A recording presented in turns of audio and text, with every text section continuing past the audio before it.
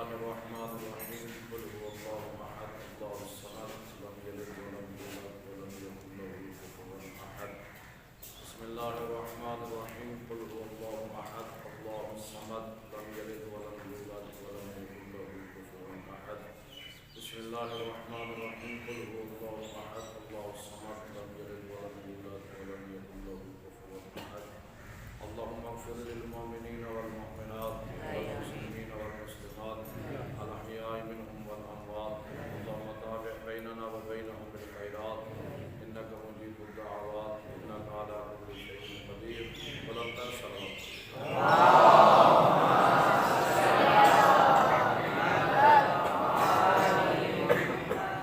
نعرہ تکبیر نعرہ تکبیر نعرہ رسالت نعرہ رسالت نعرہ حیدری نعرہ حیدری حسینیت حسینیت یزیدیت یزیدیت بلند آواز کے ساتھ صلوات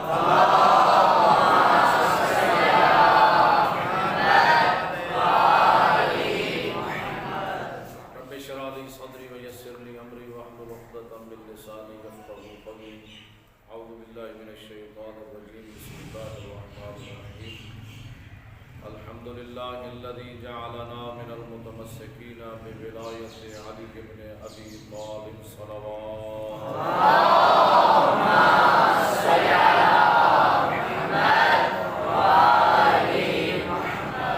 الصلاة والسلام على النبي الأمي القرشي الأبطحي المكي المدني محبوب إله العالمين سيدنا ونبينا وحبيب قلوبنا وطبيب نفوسنا واقتدانا أعني العبد المؤيد الرسول المسدد المصطفى الأمجد محبوب إله العالمين أبا القاسم محمد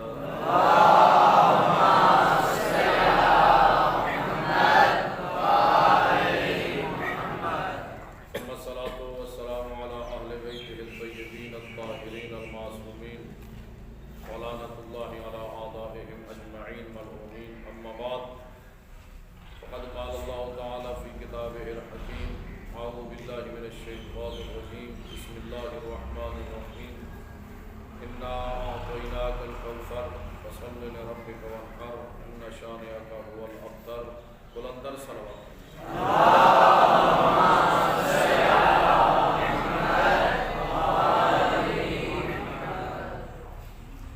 دعا ہے پروردگار عالم ہمارا اس مقام پر اکٹھے ہونا اپنی بارگاہ میں عبادت شمار فرمائے پروردگار عالم جس مومن نے اس مجلس اعزاز کا انعقاد کیا ہے اہتمام کیا ہے پروردگار عالم کی توفیقات خیر میں اضافہ فرمائے ان کے مرحومین کی مغفرت فرمائے پروردگار عالم ان کے مرحومین کو دعا رحمت میں جگہ عطا فرمائے میرے محترم یہ ایام فاطمیہ آواز پہنچ رہی ہے نا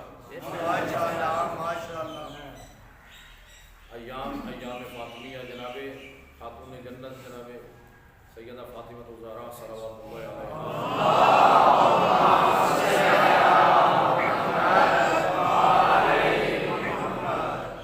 یہ ایام بی بی کی شہادت کے ایام ایک روایت کے مطابق جناب سیدہ خاتون جنت رحلت پیغمبر کے بعد 40 دن زندہ ہے، ایک روایت کے مطابق 75 دن اور ایک تیسری روایت کے مطابق 95 دن۔ تو 40 دنوں والی جو روایت ہے اس کے مطابق 8 ربیع ثانی تاریخ بنتی ہے بی بی کی شہادت کی، اور جو 75 دنوں والی روایت ہے اس کے مطابق جناب سیدہ کی شہادت کی تاریخ 13 جمادی الاولیٰ ہے، اور 95 دن والی روایت کے مطابق بی بی کی شہادت 3 جمادی ثانی جو ابھی 2 دن پہلے گزر چکی ہے۔ خاتون جنت کا ذکر عبادت ہے، اور مراجعین کرام کی طرف سے باقاعدہ بھرپور طریقے سے تاکید ہے کہ تینوں تاریخوں کو بی بی کا ذکر منایا جائے۔ جس طرح شبائے قدر، تینوں شبائے قدر نہیں پتہ ان میں سے کون سی ہے، 19 کی شب ہے یا 21 کی ہے یا 23 کی شب ہے، تو حکم یہ ہے کہ تینوں شب ہائے قدر کو رات جا کر گزاری جائے اور عبادت میں گزاری جائے، تاکہ ڈھونڈو کہ ان میں سے کون سی رات شب قدر کی رات ہے۔ تینوں کو جاگو گے تو پالو گے۔ اسی طرح حکم یہ ہے کہ یہ جو تینوں تاریخیں ہیں بی بی کی شہادت کی، تینوں تاریخوں کو ذکر بی بی منایا جائے، بلکہ فقط 3 دن نہیں۔ حکم یہ ہے کہ 8 ربیع ثانی سے لے کر 3 جمادی الثانی تک یہ سارے دن ایام فاطمیہ کے طور پر منائے جائیں، تاکہ جتنا زیادہ ہو سکے بی بی کے ذکر کو منایا جا سکے، اور دوسرا یہ ہے کہ جتنا زیادہ ہو سکے بی بی کی تعلیمات کو عام کیا جا سکے، اور تیسری چیز یہ ہے کہ جن ظالموں نے بی بی کے حق کو غصب کیا ہے اور جناب سیدہ پر ظلم کیا ہے، ان کے چہروں سے منافقت کا پردہ اتارا جائے۔ دیکھیں عاشور کو منایا گیا، عاشور کو اس انداز میں منایا گیا، اس انداز میں کہ اب کوئی انسان بھی کہ جس کے اندر انسانیت ہے وہ یزید کا نام لینا بھی پسند نہیں کرتا۔ کوئی اپنے بچے کا یزید نام رکھنا پسند، کسی عقیدے کا بھی مالک ہو، کسی نظریے کا بھی مالک ہو، کیوں؟ اس لیے کیونکہ عزاداروں نے اس انداز میں عزاداری منائی ہے کہ یزید قیامت تک کے لیے لعنت ہے۔ اسی طرح ذکر جتنا زیادہ منایا جائے اور جس انداز میں منایا جائے، اسی انداز میں وہ اس کے اثرات اور اس کے ثمرات کھل کر سامنے آتے ہیں۔ اسی طرح علماء کرام کہتے ہیں، بلکہ باقاعدہ ام المقدسہ میں آیت اللہ وحید خراسانی 3 جمادی الثانی کو اور آیت اللہ شیخ بشیر حسین نجفی پورا یعنی ہزارہا اپنے ساتھ علماء کرام اور مجتہدین کرام لے کر کافر نکلتے ہیں 13 جمادی الاولیٰ کی تاریخ کو نجف اشرف میں، اور 3 جمادی الثانی کو آیت اللہ وحید خراسانی ام المقدسہ میں نکلتے ہیں، اور یہ علماء کرام نکل کر بتاتے ہیں کہ جناب سیدہ خاتون جنت مظلومہ تھیں اور صدیقہ تھیں، اور ان کی ذکر کے لیے نکلنا عبادت ہے۔ ماشاءاللہ ماشاءاللہ۔ اور ہمارے لیے بھی ہے الحمدللہ، حالات کافی حد تک ملک پاکستان میں بھی اس انداز میں ہو چکے ہیں کہ اکثر مقامات پر عشرے بھی ہو رہے ہیں، عشرہ فاطمیہ جس طرح محرم کو منایا جا رہا ہے۔ انشاءاللہ اب یہ وقت آنے لگا ہے کہ ہم یہ ایام فاطمیہ کو بھی محرم کی طرح منائیں۔ وقت دور نہیں، انشاءاللہ بڑے آسان انداز میں مومنین یہ ایام فاطمیہ منا رہے ہیں۔ کیوں؟ جناب خاتون جنت وہ عظیم ہستی ہے کہ جس کے بارے میں خود پروردگار عالم نے فرمایا انا اعطیناک الکوثر، اے میرے حبیب ہم نے آپ کو کوثر عطا۔ یعنی قرآن کی نگاہ میں جناب خاتون جنت کون ہے؟ کوثر، یعنی قرآن کی سب سے مختصر ترین صورت میں اللہ نے کائنات کی سب سے بڑی عطا کا ذکر کیا ہے۔ میں جملہ کہہ گیا، آپ نے سن لیا کہ کائنات میں پروردگار عالم نے سب سے بڑی عطا، بڑی عطا کیسے؟ جس کو اللہ نے عطا کا نام دیا۔ ایک ہوتا ہے دینا، ایک ہوتا ہے عطا کرنا۔ اے میرے حبیب ہم نے آپ کو عطا کی۔ اب دینے والا ہمیشہ اپنی استطاعت کے مطابق اور اپنی شان اور اپنی قدرت کے مطابق دیتا ہے۔ اے سیلاب کے دور میں آپ نے ماشاءاللہ بڑے اچھے انداز میں تعاون کیا ان مسلمانوں کے ساتھ کہ جو ضرورت مند تھے، اور پورے ملک پاکستان میں تعاون کیا گیا، لیکن ہر بندے نے جتنی استطاعت تھی اس استطاعت کے مطابق کسی نے 100 روپیہ دیا، کسی نے 200 دیا، کسی نے 1000 دیا، کسی نے 10,000، کسی نے 50,000، کسی نے 10 لاکھ دیا۔ جس کے پاس جتنی استطاعت تھی اس نے اتنا دیا۔ کیوں؟ ہمیشہ دینے والا اپنی استطاعت اور اپنی شان کے مطابق دیتا ہے۔ اب انا اعطیناک الکوثر میں اللہ کیا کہہ رہے ہیں؟ ہم نے عطا کی۔ اب عطا کرنے والا خالق کائنات ہے۔ تو اس ذات نے اب عطا کرنا ہے تو اپنی شان کے مطابق، لیکن فقط دینے والے کی نہیں شان دیکھی جاتی بلکہ لینے والے کے ظرف پر دیکھا جاتا ہے۔ ہمیشہ لینے والا ظرف برابر نہیں ہوتا۔ مثال کے طور پر ایک بندہ آپ کے پاس قرض مانگنے آتا ہے، ایک قرض مانگنے آیا تو آپ نے اس کو نہیں دیا کہ میرے پاس ہے ہی نہیں، یا آپ نے اسے معذرت کر لی۔ دوسرا آیا، اس کو آپ نے دیا لیکن جتنے مانگے تھے اتنے نہیں دیے، اس سے کم دیا۔ تیسرا آیا، جتنے مانگے تھے اتنے ہی دیے۔ چوتھا آیا، جتنے مانگے تھے اس سے بھی زیادہ کر کے دیے اور کہا کہ اور بھی ضرورت ہو تو پھر بتانا۔ کیوں آپ نے سب کو برابر کیوں نہ دیا؟ کیوں؟ آپ کہیں گے کہ لینے والوں کا ظرف برابر نہیں تھا۔ کیوں؟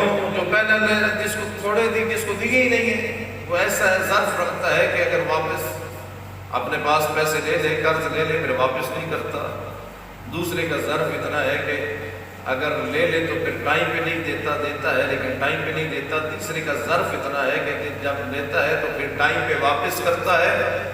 اور چوتھے کا ظرف یہ ہے کہ جب لیتا ہے تو پھر جو وقت معین کیا جاتا ہے اس سے بھی پہلے واپس کرتا ہے۔ اس لیے ظرف کو دیکھ کر میں نے دیا، پتہ یہ چلا کہ ہمیشہ عطا کرتے ہوئے لے دینے والے کی شان کو نہیں دیکھا جاتا بلکہ لینے والے کے ظرف کو دیکھا جاتا ہے۔ تو پروردگار عالم جہاں عطا کرنے والا ہو، لینے والا سید الانبیاء ہو، تو پھر عطا فاطمہ الزہرا جیسا ہے،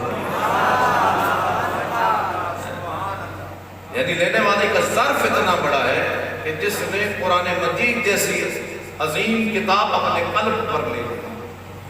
فرمایا کہ اگر لو انزلناہ علی جبل لرأیتہ، کہا کہ اگر ہم نے اس قرآن کو پہاڑوں پر نازل کیا ہوتا تو یہ پہاڑ ریزہ ریزہ ہو جاتے، خشیت الہی سے ریزہ ریزہ ہو جاتے۔ پہاڑوں پر پیش کیا، پہاڑوں نے انکار کیا، مخلوقات کے سامنے پیش کیا، لیکن مخلوقات نے برداشت کرنے سے انکار کیا ہے۔ لیکن یہی قرآن مجید جیسی عظیم کتاب قلب پیغمبر پہ نازل ہوئی تو اللہ نے دو ہی عظیم چیزیں اپنے حبیب کو عطا کی ہیں، ایک قرآن عطا کیا ہے، دوسری کوثر عطا کیا ہے۔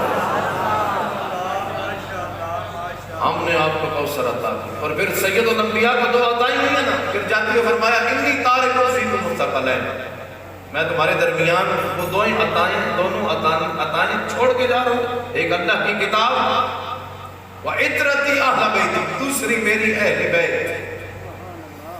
فرمایا کہ یہ دونوں چیزیں چھوڑ کے جا رہا ہوں، اور فرمایا کہ ما تمسکتم بہما لن تضلوا بعدی ابدا، جب تک دونوں سے متمسک ہو۔ تو پروردگار عالم نے دو عطا کی ہے، ایک قرآن عطا کیا، ایک اپنے حبیب کو کوثر عطا کی۔ اور قرآن عطا کیا تو جس ظرف میں عطا کیا، جس زمانے میں عطا کیا، اسے لیلۃ القدر کہا، اور جہاں قرآن ناطق عطا کیے ہیں اس لیلۃ القدر کو فاطمہ الزہرا کہتے ہیں۔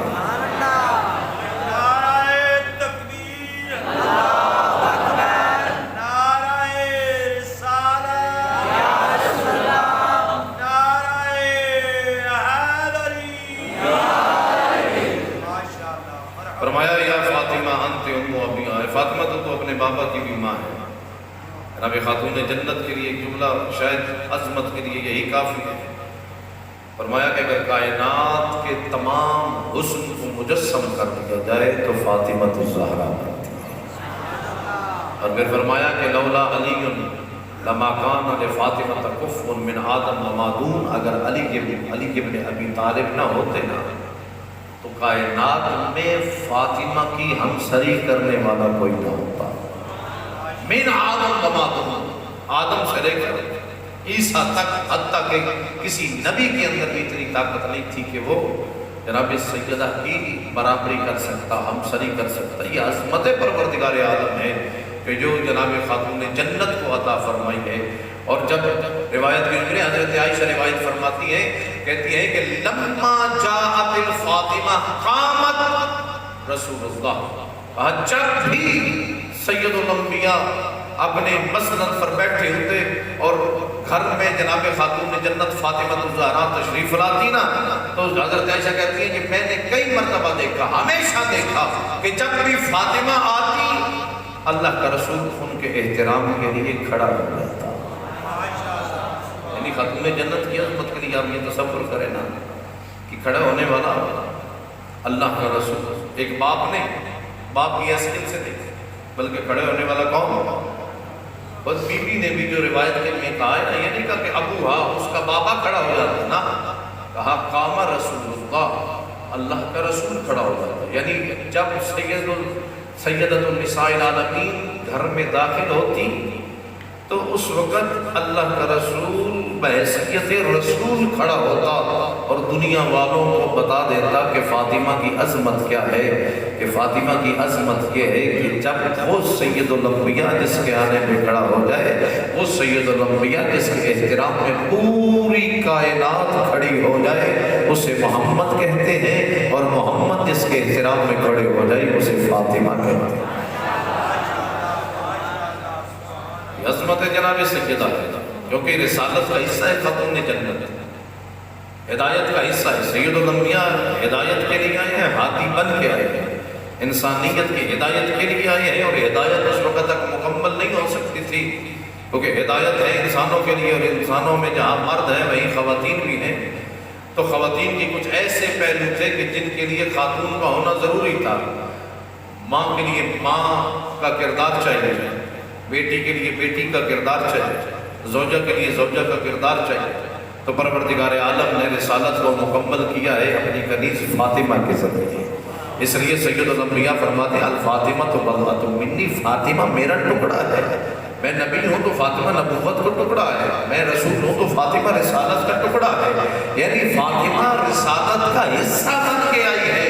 پتہ یہ چلا کہ جناب خاتون جنت جب آتی ہیں تو اللہ کا رسول کھڑا ہوتا ہے، تو اس لیے نہیں کہ بیٹی کے لیے باپ کھڑا ہو رہا ہے، بلکہ ایک سردار دوسرے سردار کے احترام میں کھڑا ہو رہا ہے. سردار انبیاء کھڑا ہو رہا ہے، کس کے لیے؟ خاتون جنت کے لیے. اور جناب سیدہ کون ہے؟ جو محافظ ولایت بن گئی. یہ نہیں ہے کہ بی بی فقط اور فقط خواتین کے لیے نمونہ عمل ہے. خود آخری حجت خدا امام مہدی علیہ السلام کی توقیع کے اندر ملتا ہے.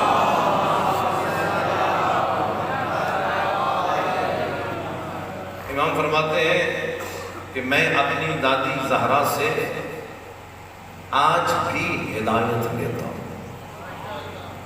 ان کی سیرت سے، ان کے کردار سے، کیونکہ حجت خدا ہے نا، حجت خدا سے ہدایت لی جاتی ہے.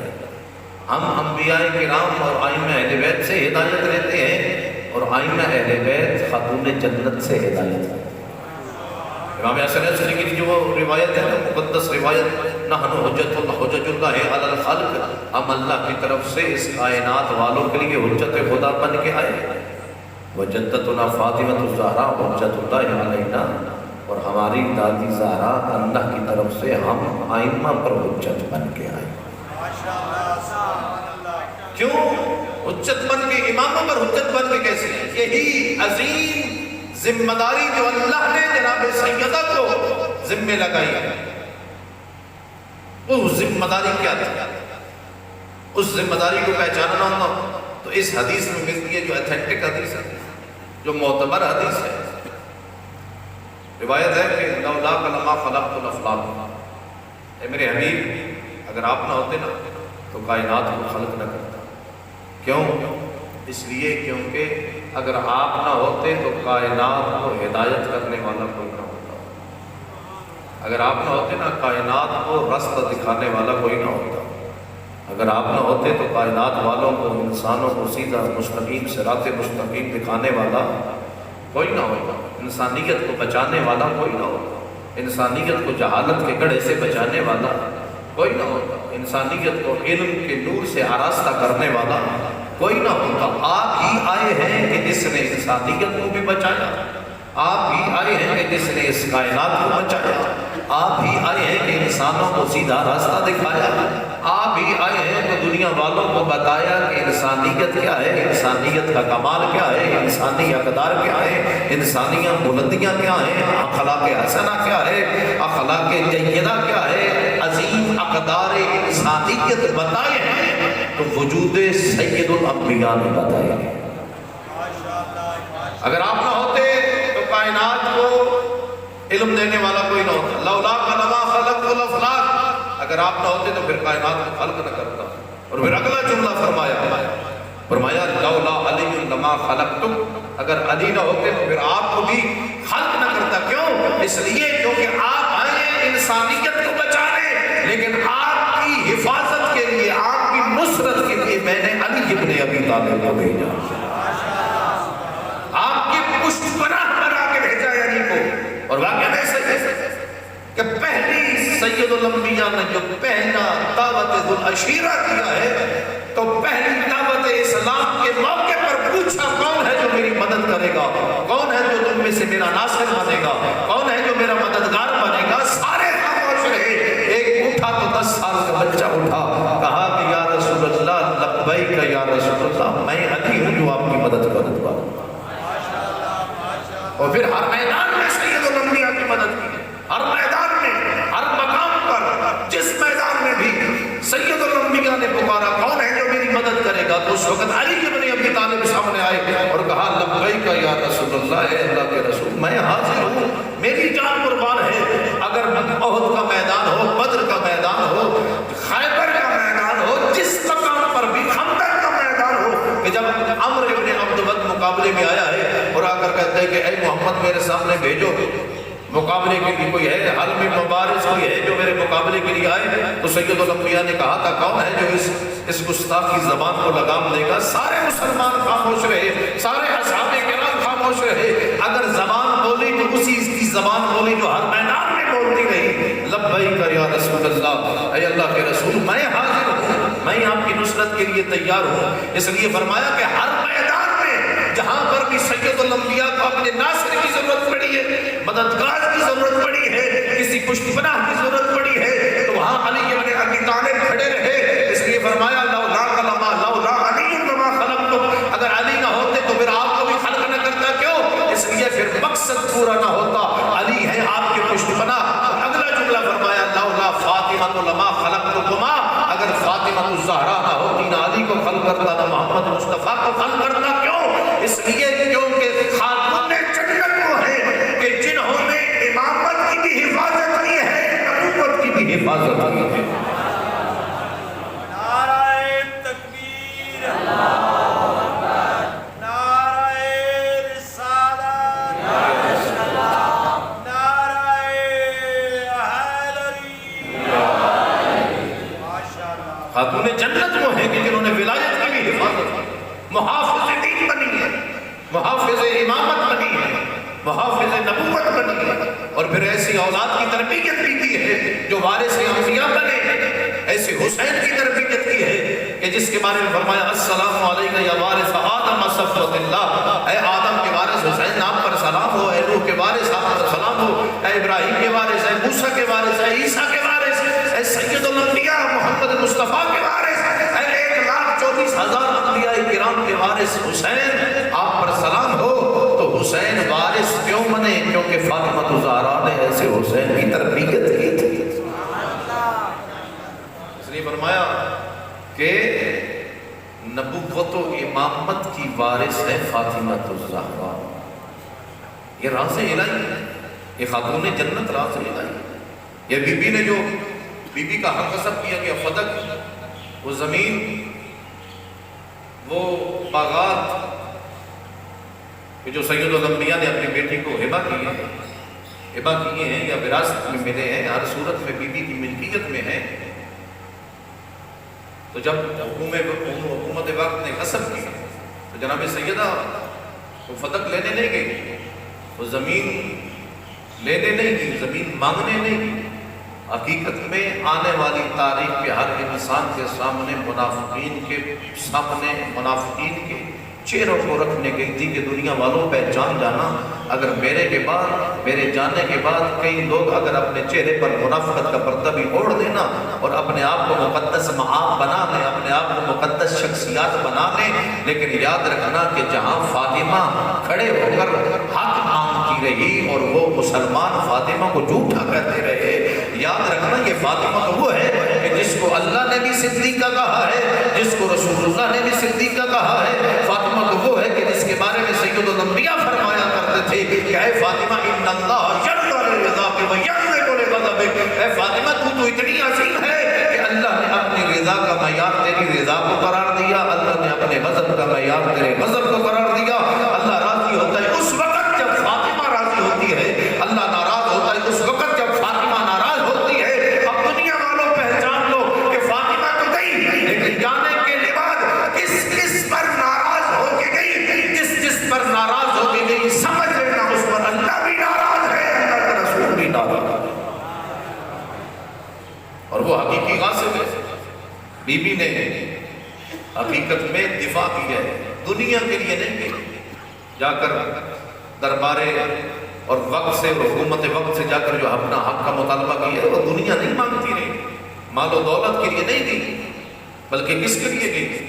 حقیقت میں اپنے دین کی حفاظت کے لیے، آنے والوں کے لیے حق اور باطل کا معیار واضح کرنے کے لیے کہ لوگوں یاد رکھنا اگر بی بی نہ جاتی نا تو یہ جو کئی مسلمان آج حق کی طرف آ چکے ہیں اور حق سے آشنا ہو چکے ہیں، دنیا والوں کے لیے حق چھپ جاتا، لیکن جناب سیدہ وہ خاتون، وہ بی بی جو کبھی گھر سے نکلنے والی نہیں تھی، وہ بی بی جو پردوں سے محبت کرنے والی تھی، جو یہ کہتی تھی کہ جب بھی پوچھا جاتا نا بی بی سے اے خاتون جنت بتائیے کہ خاتون کے لیے سب سے بہتر کیا ہے، بی بی یہی فرماتی کہ خاتون کے لیے سب سے بہتر یہ ہے کہ وہ نامحرم خاتون کسی نامحرم مرد کو نہ دیکھے، نامحرم مرد کسی خاتون کو نہ دیکھے۔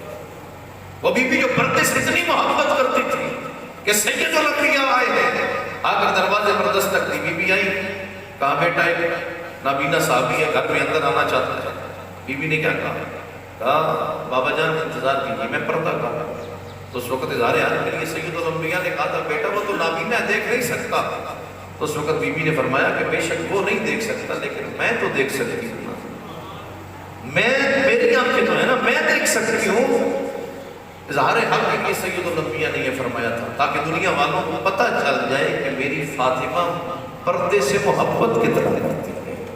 لیکن یہی بی بی دربار میں آئی اور اکیلی نہیں آئی، اپنے ساتھ اپنے بیٹوں کو لے کے، اپنے حسن اور حسین کو لے کے، اپنی بیٹی زینب کو لے کے آئی تاکہ دنیا والوں کے سامنے، اور تاریخ کہتی ہے کہ یہ بی بی کھڑی رہی اور مسلمان بیٹھے رہے، اور بی بی اپنا حق ثابت کرتی رہی، مسلمان جھٹلاتے رہے۔ بی بی کہتی رہی مسلمانوں پہچانو میں فاطمہ ہوں، بی بی کہتی رہی مسلمانوں پہچانو میں صدیقہ ہوں، لیکن مسلمان جھٹلاتے رہے۔ دنیا والوں کے لیے بتایا کہ صحیح صدیقہ ہے تو فاطمہ الزہرا سے کردار اپنایا۔ آج ہمارے لیے کردار کیا ہے؟ ہمارا کردار کیا ہونا چاہیے کہ جس طرح جناب سیدہ نے دین کی محافظت کی ہے، آج ہماری بھی ذمہ داری ہے کہ ہم اپنے دین کی محافظت کریں، ولایت کی حفاظت کریں، اپنے عقیدے کی حفاظت کرنا یہ ذمہ داری ہے۔ خاتون جنت دنیا مال کے پیچھے نہیں گئی بلکہ دین کی حفاظت کے لیے گئی۔ ہم بھی اپنے کاروبار چھوڑ کر، اپنے دنیا کے معمولات چھوڑ کر، ہماری ذمہ داری یہ ہے کہ ہم بھی آئیں کس کے لیے؟ اپنے دین کی حفاظت کے لیے، اسلام کی تعلیمات کی حفاظت کے لیے۔ بلندر صلوات کریں۔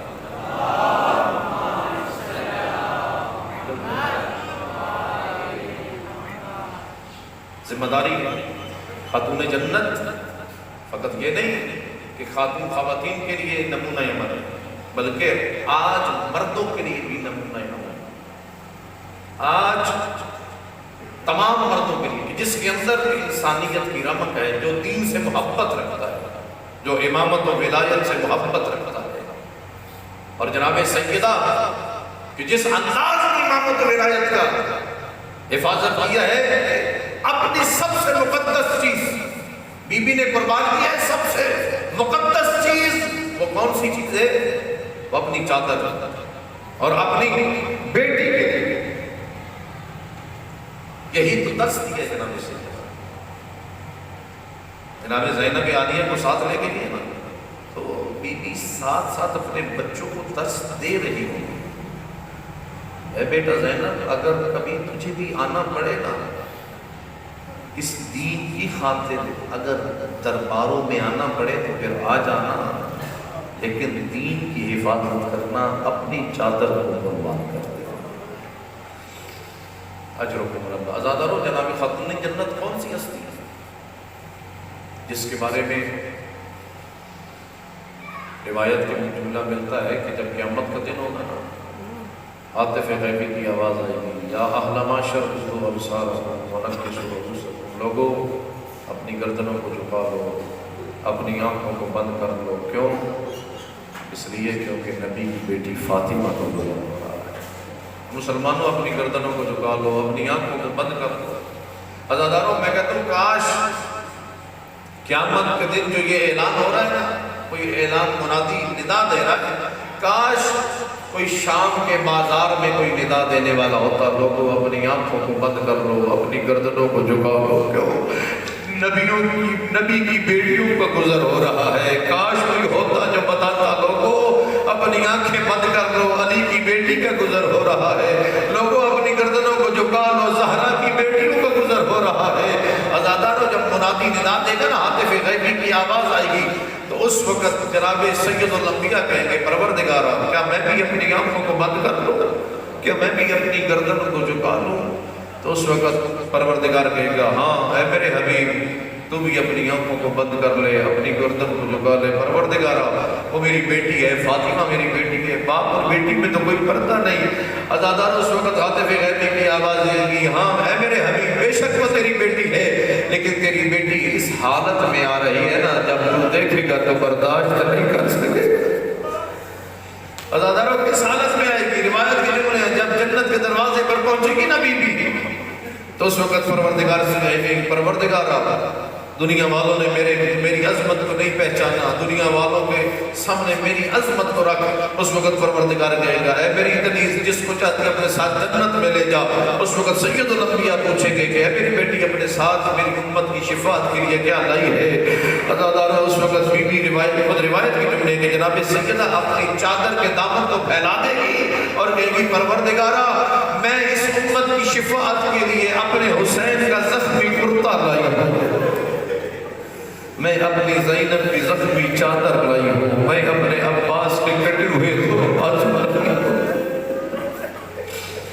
اجرکم اللہ۔ عزاداروں، روایت کی جملے ہیں نا کہ جب امام صادق علیہ السلام نے فرمایا، البقاؤن خمسہ، کائنات میں سب سے زیادہ رونے والی 5 ہستیاں ہیں۔ ایک ہستی جناب آدم ہے جو 70 برس ہوئے، اور روایت کی جملے اتنا روتے تھے نا جناب آدم، اتنا روتے تھے کہ جناب آدم کے رخسار پر آنسوؤں کی نہریں بن چکی تھی۔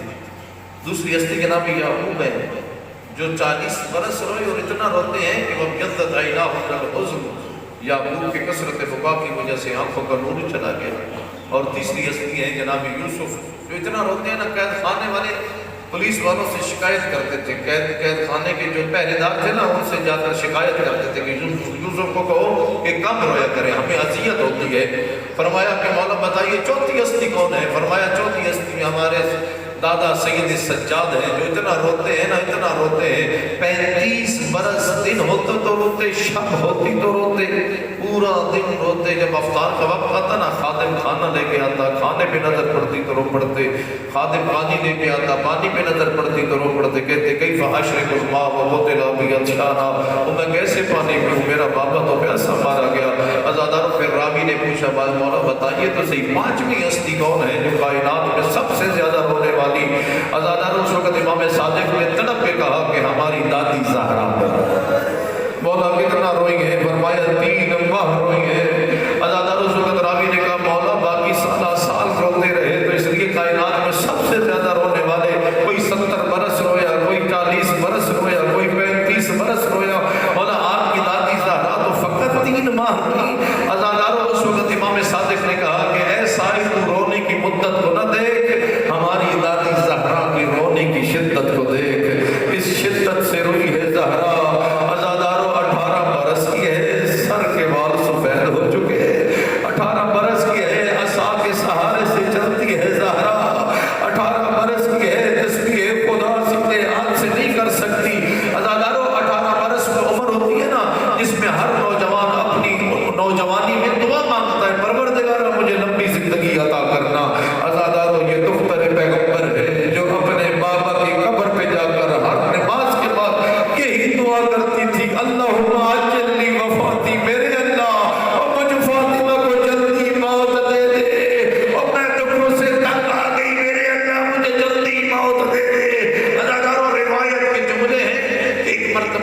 بی کا پہلو زخمی تھا نا. 6 خواتین آئی ہیں جناب سیدہ کی محضر میں آئی اور آ کر کہا بی بی کیا ہمارے لیے کوئی اگر حکم ہو نا خدمت کے لیے تو ہم حاضر ہیں. تو اس وقت بی بی نے کہا اور کوئی حکم تو نہیں ہے, ایک درخواست ہے, مجھے سہارا دو, مجھے میرے بابا کی قبر پر لے جاؤ. ادادار و روایت کے جملے ہیں کہ ادھر سے چند خواتین نے سہارا دیا, ادھر سے چند خواتین نے سہارا دیا. عمر مبارک ہے بی بی کی 18 برس اور 70 قدم پہ بابا کا وہ روضہ اقدس ہے کہ بابا کا قبر ہے, لیکن اپنے قدموں پر چل کے نہیں جا سکتی, کسی کا سہارا مانگ رہی ہے. ادادار و بی بی 7 قدم چلی ہے نا, پھر 7 قدم چلنے کے بعد اگلا قدم اٹھانے کی طاقت نہیں ہے. ایک مرتبہ زمین پر بیٹھی, ایک مرتبہ سانس نکالا, پھر 7 قدم چل کر اپنے بابا کی قبر پر پہنچی. جا کر ایک بیٹھ دیا ہے اور کہا یا ابدا صبت علی مصائب لو انہا صبت علی ایام سرت لیالی بابا تیرے جانے کے بعد اور تیری بیٹی پر اتنے ظلم کیے گئے, اگر سفید دنوں پر آتے سیاہ راتوں میں بدل جاتے. اجرکم اللہ اجرکم اللہ. بس ازازارو روایت کے جملے ہیں نا, علامہ حسین بخش کیا کہتے ہیں, چند مسلمان اجر رسالت دیتے ہیں. یہ فاطمہ کون ہے کہ جس کے بارے میں خدیجۃ الکبریٰ وصیت کر کے گئی تھی. محسن اسلام وہ خدیجۃ الکبریٰ جس نے پورا مال رائے خدا میں خرچ کیا. بدلے میں سید الانبیاء نے پوچھا تھا, اے خدیجہ تو نے سارا مال رائے خدا میں خرچ کیا, اس اسلام کی خاطر تکلیفیں برداشت کی ہیں, خدیجہ تو نے زندگی میں کچھ مانگا نہیں ہے, کوئی بات کوئی وصیت تو کرتی جا, کوئی چیز مانگتی تو جا. تو وہ خدیجۃ الکبریٰ جو کبھی کچھ نہ مانگنے والی, جاتے جاتے مانگی تو ایک چیز مانگی, کہا اے اللہ کے رسول میرے جانے کے بعد میری فاطمہ کی آنکھوں میں آنسو نہ آئے اور میرے جانے کے بعد میری فاطمہ نہ روئے. ازادارو یہی تو فاطمہ تھی جس کے دروازے پر چند مسلمان آگ اور لکڑیاں لے آئے اور آ کر کہا کہ اے فاطمہ اپنے علی کو باہر نکالو, اگر علی کو باہر نہیں نکالو گی نا تو پھر ہم اس دروازے کو جلا کے راہ کر دیں گے. ازادارو روایت میں جب مسلمانوں نے جب دھمکی دی ہے نا تو اندر سے بیوی نے ایک جملہ جو تاریخ میں ملتا ہے کہ اندر سے بیوی کی طرف سے ایک جواب آیا. دھمکی دینے والے نے کہا کہ فاطمہ علی کو باہر نکالو, اگر علی کو باہر نہیں نکالے گی نا تو پھر ہم دروازے کو جلا کے راہ کر دیں گے. ازاداروں اندر سے جواب آیا, مسلمانوں پہچانو تو صحیح, اس گھر میں حسن اور حسین رہتے ہیں, اس گھر میں فاطمہ رہتی ہے, مسلمانوں پہچانو تو صحیح تیرے نبی کی بیٹی رہتی ہے. لیکن جواب میں مسلمانوں نے یہ کہا وَإِنْ اگر رہتی ہے تو رہیں, ہم دروازے کو جلا کر راہ کر دیں گے. حسین بخشاڑا کہتے ہیں کہ ایک اس لائن آگے بڑھا جس نے دروازے کو آگ لگائی ہے, دوسرا لائن آگے بڑھا جس نے اپنے قدموں کی ٹھوکر لگائی ہے. جلتا ہوا دروازہ گرا, ایک طرف پتھروں کی دیوار تھی, دوسری طرف جلتا ہوا دروازہ تھا, درمیان میں دختر پیغمبر تھی. جیسے جلتا ہوا دروازہ زہرا کے پہلو میں گرا, ایک ہی صدا نکلی ہے جناب خاتون جنت کے منہ سے, کہا یا فضہ خذینی سندینی, اے فضہ آ مجھے سہارا دے, میرا محسن شہید ہو گیا.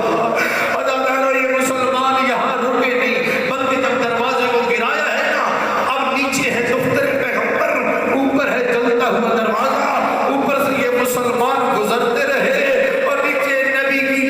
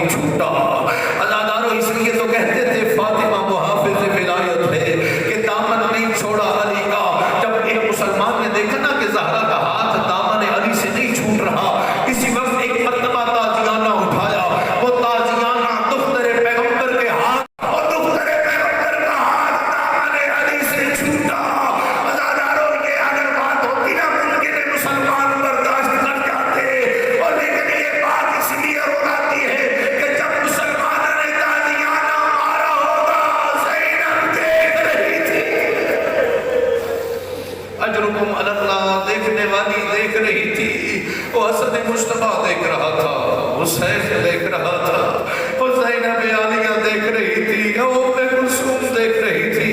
اجرکم علی اللہ۔ بس ازادارو جب آخری وقت ہے نا میری بی بی کا، ختم کر رہا ہوں، دعا ہے پروردگار عالم اہتمام کرنے والے کے اہتمام کو قبول فرمائے۔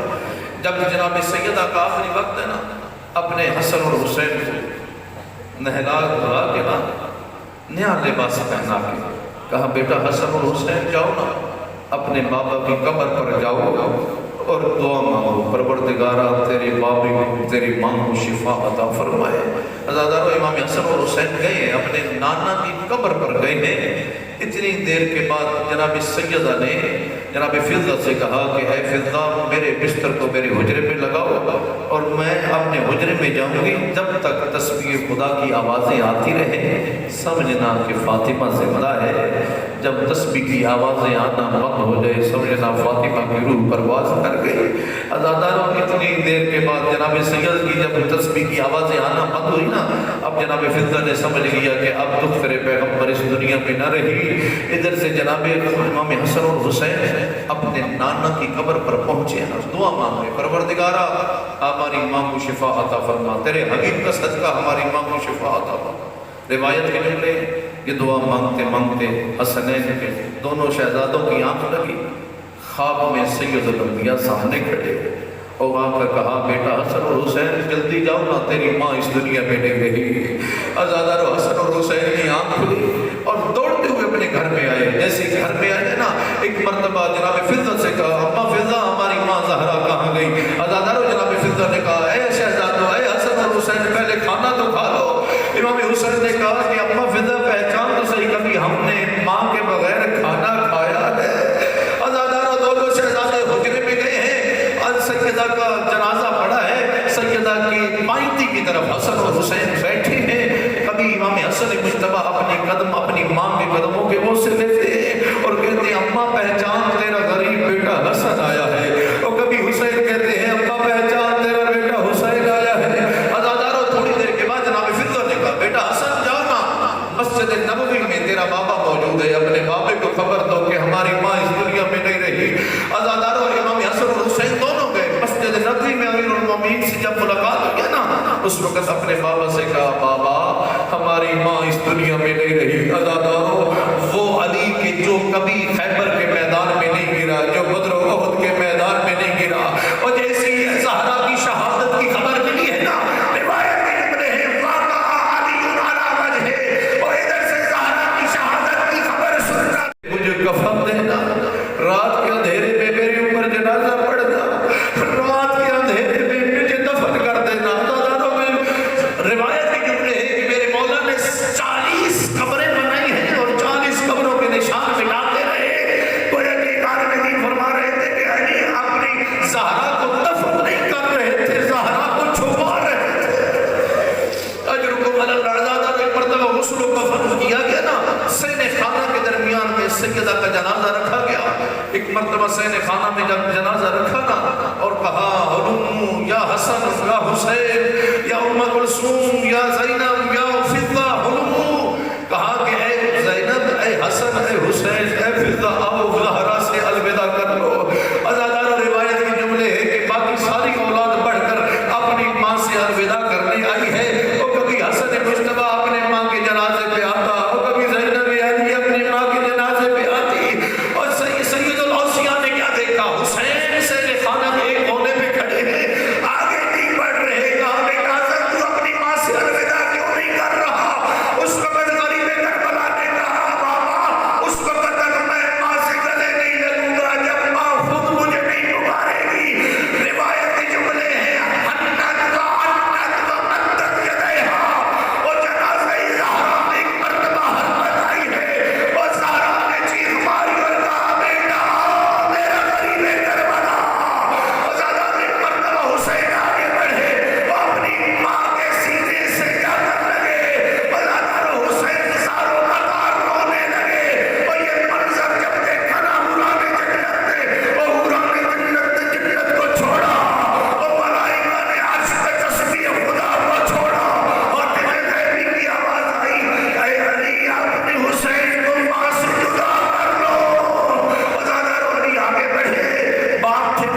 حسین کو